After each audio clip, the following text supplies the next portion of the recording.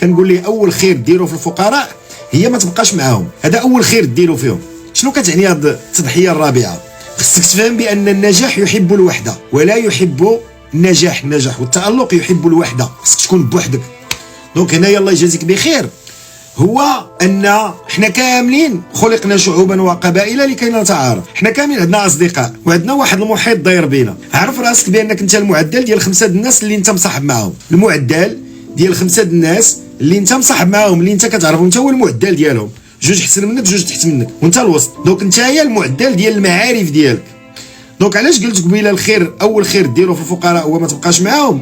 اولا وقبل كل شيء الصاحب ساحب، وإلا كانوا عندك 4 صحابك فقراء فانت خامسهم، الا كانوا 4 ديال صحابك فاشلين فانت خامسهم، الا كان عندك 4 ديال صحابك صالحين فانت خامسهم، الا كان عندك 4 صحابك اثرياء فانت خامسهم. اي مناخ واي محيط كنتي مدور راسك به فعرف راسك انت عالق فيه.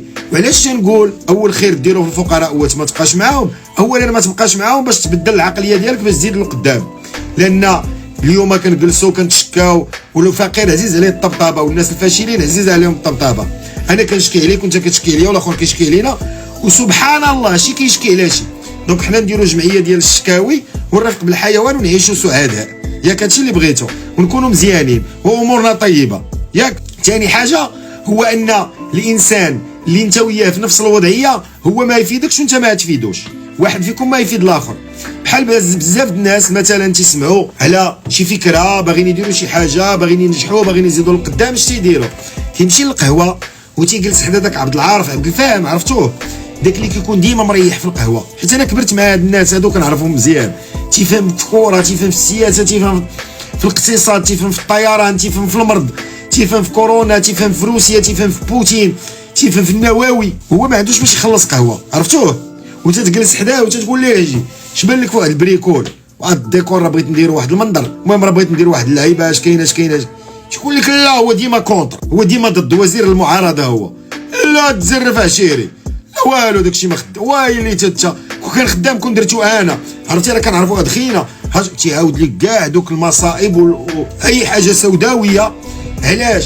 لان هذاك الناس راهم تيحبوكم حيت نتوما مازالين في الوحل معاهم، مازالين مخشيين في الغيس معاهم. كون على يقين يا اخي ويا اختي، اون فوا هادي تبدا تبدل واحد الشويه، اون فوا يبدا يبان عليك الخير واحد الشويه، اون فوا تبدا تصوفي، ما غاديش يحملك، ما يحملكش، لان بالنسبه ليه خنتي العاد ديال الفقر، خنتي العاد ديال والو ديال الموفيطا. يعني هو بالمعتقدات ديالو السائده هو ان راه ما يمكن حتى واحد يطفرو، وانت الا نطي بديتي كطفرو انت وليتي العدو ولا دود، انت ما صالح لوالو، انت ولد الحرام، خنتيه انت وياك، انتو بجوج مزرفين. حاجه وحده كتجمعكم هي سطافيط بالليل، كتكون مريح ما انت وياه في راس الدرب، كدوز الواشمه كتهزكم بجوج، مشيتو فيها.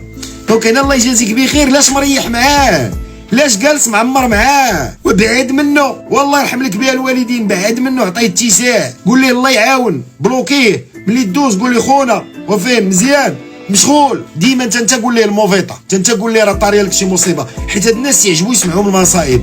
دابا الا سمعوك مثلا شي واحد في العائله مريض، كسيده الله يحفظ، بورطابل تهراس، دار تحرقات، بوطه طردقات، كيعجبوهم يسمعوا بحال هادو باش يقولوهم شي خونا صاحبي راه عرفتي شنو طرا عليه، راه كدا خويا الله يكون في العون، انا معاك هانيه، بغيتي شي حاجه زعما بغيتي شي حاجه هو راه عنده 500 مليون في الكونط يبدل لك الدار، بغيتي شي حاجه انا موجود، فينا نبغيك وجه تماره، فينا نبغيك، اش ندير بيك؟ دونك الله يجازيكم بخير. احسنوا الصحبه. شنو هي احسنوا الصحبه؟